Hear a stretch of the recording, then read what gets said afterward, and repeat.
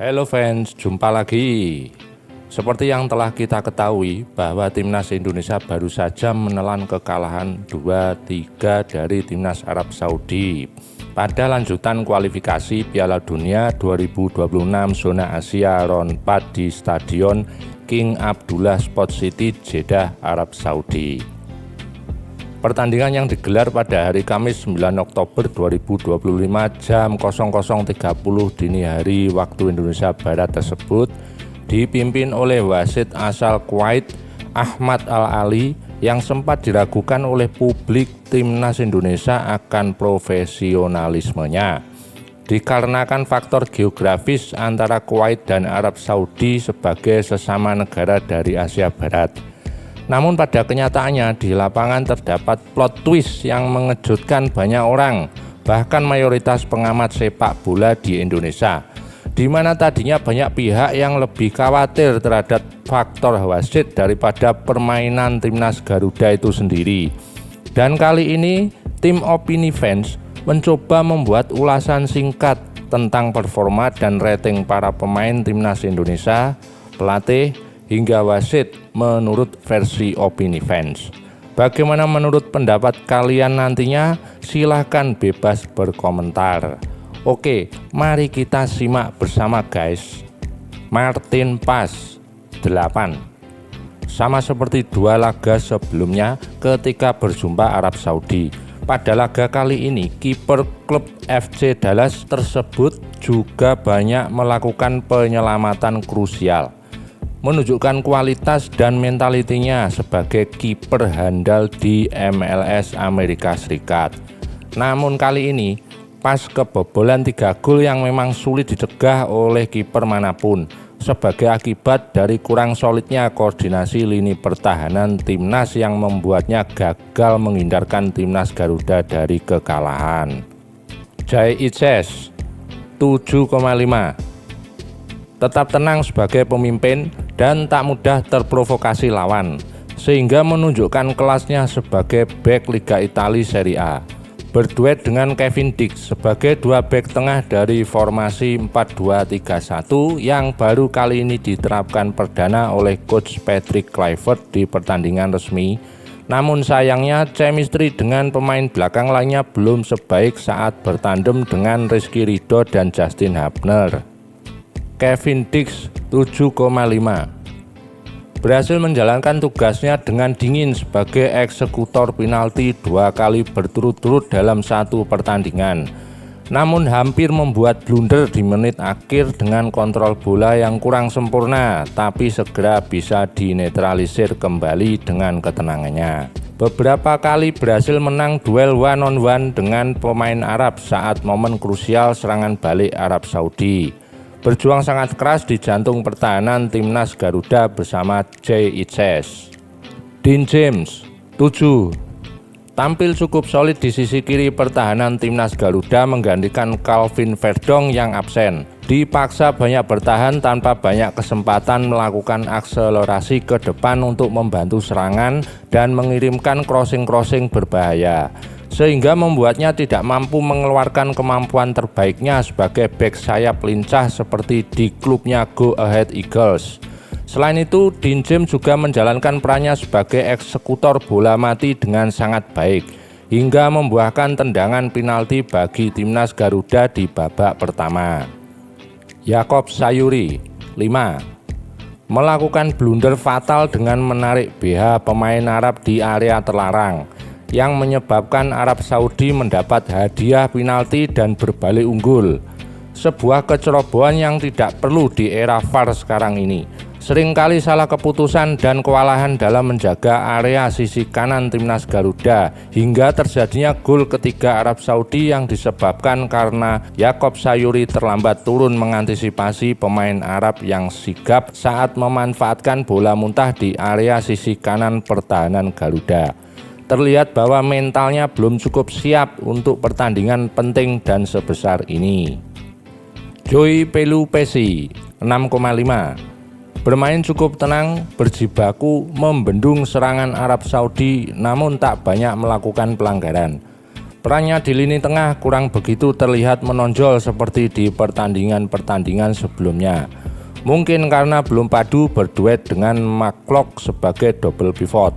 Terlambat turun dalam menutup areanya saat terjadinya gol penyama kedudukan bagi Arab Saudi. Akan tetapi, gol penalti kedua Indonesia berawal dari long ball-nya ke Ole Romney hingga memaksa pemain Arab sekali lagi melakukan handball di area terlarang. McClough 5,5 masih terlihat gugup di pertandingan ini, sehingga menunjukkan kesiapan mentalnya yang masih kurang. Masih sering terlihat panik hingga melakukan clearance yang kurang sempurna yang mengakibatkan terjadinya gol penyama kedudukan bagi Arab Saudi. Kesalahan yang sama yang dia lakukan saat timnas Garuda bertandang melawan Irak di Basra 2 tahun silam. Belum mampu berperan dengan baik untuk menggantikan peran Tom Haye sebagai pengalir bola, sehingga membuat lini tengah Garuda terlihat lemah di laga kali ini.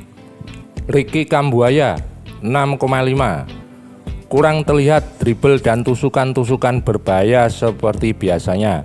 Tidak terlihat umpan-umpan manis ke lini depan akibat lemahnya kerjasama antar pemain timnas Garuda di sektor tengah, sehingga juga membuat lini tengah praktis dikuasai pemain Arab Saudi. Jarang mendapat aliran bola dengan baik dari para gelandang bertahan timnas Garuda karena para pemain Arab berhasil menutup jalur passing di area tengah, sehingga kerap memaksa bek atau gelandang bertahan Indonesia mengambil jalur serangan melalui pemain sayap. Beckham Putra 5,5 sama seperti McClough dan Yaakob Sayuri sebagai salah satu pemain yang tampil underperform yang menunjukkan kesiapan mental yang masih kurang di pertandingan resmi sebesar ini. Kurang tenang saat menyerang maupun bertahan, sering kalah body duel dengan pemain Arab.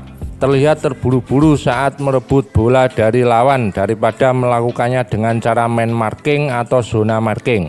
Belum mampu menunjukkan perannya sebagai gelandang lincah seperti di klubnya Persib Bandung, sehingga langsung diganti oleh Eliano Raider di awal babak kedua. Miliano Jonathan 7 menjalani debut resmi pertamanya berseragam Garuda dengan cukup baik. Akselerasinya di sisi kanan cukup membuat repot para bek Arab, dan gol penalti pertama Indonesia terjadi berawal dari akselerasinya yang coba dihalau oleh pemain Arab namun gagal dan berbuah tendangan bebas di sisi kiri pertahanan Arab. Hanya saja hal ini kurang sering dilakukan karena kerjasamanya dengan Yaakob Sayuri kurang berjalan dengan baik. Tak banyak melakukan umpan atau crossing ke depan gawang kecuali satu cutback manis yang gagal dimanfaatkan dengan baik oleh McClough, dan mungkin akan berbeda jadinya jika lini tengah Indonesia bisa berjalan secara optimal. Ragnar Oratmangun 6,5 tidak seimpresif penampilan sebelumnya di Jeddah saat round 3 tahun lalu. Di laga kali ini Ragnar seperti terisolasi sendirian di depan. Kurang banyak mendapat suplai bola yang baik dari tengah maupun dari kedua sayap. Bertindak sebagai ujung tombak dan pemantul bola, sehingga sering mendapat long ball langsung dari bek Indonesia karena saking kesulitan build up serangan melalui sektor tengah. Namun sayangnya Ragnar tak mampu berbuat banyak karena selalu ditempel ketat oleh bek-bek Arab, hingga tak mampu melepaskan satu shoot sekalipun ke gawang Arab Saudi. Eliano Raider 6,5 bermain di awal babak kedua menggantikan Beckham Putra yang tampil underperform, namun mampu menjalankan tugasnya dengan lebih baik di areanya. Cukup tenang dalam membaca pergerakan lawan, tidak sampai melakukan pelanggaran berarti dalam mengawal para pemain Arab Saudi sepanjang babak kedua. Namun begitu, Eliano kelihatan masih kesulitan beradaptasi dengan skema yang diterapkan oleh coach Patrick Kluivert di laga kali ini. Ole Romney 7,5 masuk di pertengahan babak kedua menggantikan Ragnar Oratmangun, langsung tancap gas dan memberikan dampak signifikan pada lini depan timnas Garuda. Meski Ole baru sembuh dari cedera, Namun hal ini tak membuat dia takut berduel dan berkontribusi di lini depan timnas Garuda hingga memaksa pemain Arab melakukan pelanggaran di area kotak penalti yang menghasilkan gol kedua bagi timnas Indonesia. Bahkan Oleh hampir bisa menyamakan kedudukan andai sundulan dan sontekannya di depan gawang Arab tidak melenceng. Tom Hai 7 masuk bersamaan dengan Ole Romney pada pertengahan babak kedua menggantikan Miliano Jonathans, juga memberikan dampak signifikan pada lini tengah dan serangan timnas Garuda, membuat lini tengah timnas Indonesia lebih hidup daripada sebelumnya dan semakin sering melakukan serangan dengan umpan-umpan terukur Tom Hai. Bahkan sang profesor hampir saja mencetak gol melalui tendangan bebas jika saja bola tak mampu ditepis kiper Arab Saudi. Bisa saja hasilnya akan berbeda andai Tom diturunkan sejak awal atau sebagai starter. Yance Sayuri 6,5 masuk di 20 menit terakhir menggantikan Dean James yang sudah nampak keletihan dikarenakan Dean James termasuk pemain timnas Indonesia yang datang paling terakhir di Jeddah dan tidak memiliki banyak waktu untuk recovery dengan baik. Selain itu, masuknya Yance Sayuri menjadi tambahan tenaga baru untuk mengawal sisi kiri pertahanan timnas Garuda, juga untuk menambah daya gedor serangan melalui sisi sayap sebelah kiri bekerja sama dengan Eliano Render. Sandy Walsh 6,5 masuk beberapa menit sebelum terjadinya gol kedua timnas Indonesia melalui titik putih. Selepas gol penalti itu, Sandy Walsh tampak berjuang sekuat tenaga untuk menggantikan peran Yakob Sayuri di sisi kanan timnas Garuda. Namun tak mampu berbuat lebih banyak untuk membantu timnya terhindar dari kekalahan karena minimnya waktu yang tersisa di lapangan. Patrick Kluivert 5,5 terlepas dari keputusannya untuk menggunakan formasi baru di pertandingan resminya kali ini, hal yang paling disorot adalah soal pemilihan line up pemain yang cukup mengejutkan banyak pihak, termasuk keputusan untuk memainkan McCulloch, Yakob Sayuri, dan Beckham Putra sebagai starter, apalagi untuk pertandingan sebesar ini di level seketat ini. Cukup terlambat dalam melakukan pergantian pemain, meski tahu ketiga pemain tersebut tampil underperform sejak babak pertama, apalagi dalam posisi mengejar ketertinggalan. Mungkin hanya satu keputusan yang masih bisa dimengerti fans, yaitu tidak memainkan Ole Romney sejak awal mengingat striker Oxford tersebut baru pulih dari cedera. Wasit Ahmad Al-Ali 8,5 menjadi faktor yang selalu dikhawatirkan dan dibicarakan oleh semua pihak yang mendukung timnas Garuda tentang profesionalismenya sebagai pengadil di laga yang melibatkan sesama negara Asia Barat, Arab Saudi. Namun pada kenyataannya di lapangan, wasit asal Kuwait tersebut memimpin pertandingan dengan sangat baik dan adil, bahkan sama sekali tidak terprovokasi kebiasaan tim Arab yang suka melakukan drama. Ketegasan wasit Ahmad Al-Ali terbukti dengan dikeluarkannya 2 kartu merah untuk kubu Arab Saudi akibat terlalu lama membuang waktu di menit akhir pertandingan. Dengan demikian, fans dapat lebih objektif dalam menilai penampilan timnya sendiri di lapangan dan fokus melakukan evaluasi untuk dapat dibenahi di laga berikutnya melawan Irak. Timnas Indonesia 6. Penampilan timnas Garuda memang kurang baik, namun juga tidak terlalu buruk. Berikut ini adalah beberapa hal yang mungkin mempengaruhi penampilan timnas Garuda secara keseluruhan. 1. Keputusan menerapkan formasi baru yang terlalu cepat di pertandingan besar, apalagi hanya didasari oleh 2 pertandingan uji coba melawan tim seperti Chinese Taipei dan Lebanon. 2. Pemilihan starting line up yang tidak tepat. Terdapat beberapa pemain, namun tidak semua, yang terlihat mentalnya belum siap untuk pertandingan ini. Namun hal itu cukup mempengaruhi permainan tim secara keseluruhan, dan sayangnya pelatih terlalu lambat dalam mengantisipasinya. 3. Antara pelatihnya yang kurang mengenal karakter pemainnya atau pemainnya yang kurang mengerti dengan skema permainan yang diinginkan oleh pelatihnya. 4. tidak ada permainan cepat dan umpan 1-2, seperti tidak ada chemistry yang baik antar pemain. 5. Tampak cukup terasa kehilangan peran Calvin Verdong. 6. Masalah penyelesaian akhir di lini depan yang semakin parah dengan tidak adanya peran Ole Romney sejak awal laga. Kekalahan terbaik. Meski kalah, namun bisa dikatakan ini adalah kekalahan terbaik bagi timnas Garuda. Jika melihat performa tim dan pelatih secara keseluruhan, memang sudah sepantasnya timnas Garuda kalah melawan Arab Saudi yang bermain lebih baik.